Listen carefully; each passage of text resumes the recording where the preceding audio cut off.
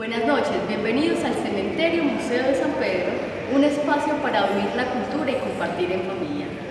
Para ello, en este mes de diciembre y en nuestra noche de luna llena, le damos la bienvenida a la Navidad con la Orquesta Sinfónica Juvenil de Antioquia.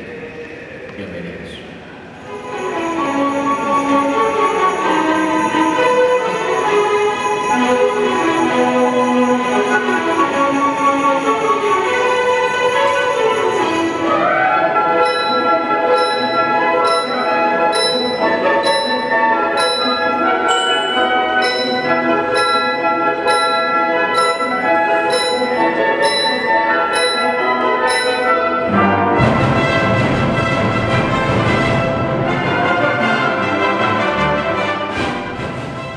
Bienvenidos al Cementerio Museo de San Pedro, un espacio para el arte, la memoria y la cultura.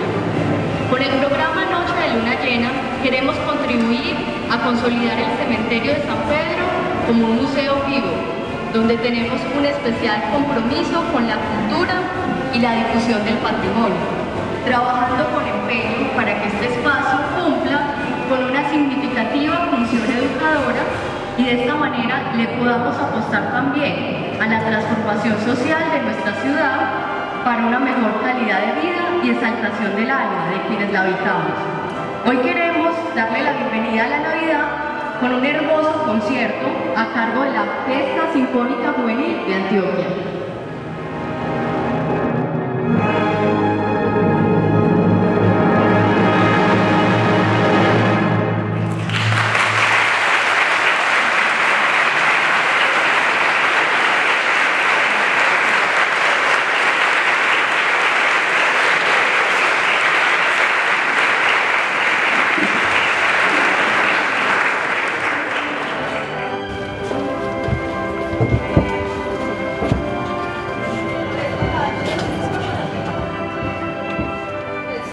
Carlos Gardel, de hecho pues esta es la placa conmemorativa, el espacio está allí donde está su fotico.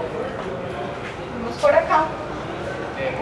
De donde están las poblaciones y surge entre la propuesta de San Lorenzo y la propuesta de este cementerio, que en ese momento no se llamaba el San Pedro, sino el cementerio San Vicente de Paúl.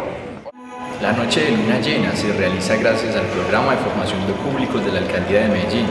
Agradecemos también al Centro de Idiomas Blendes con su producción audiovisual.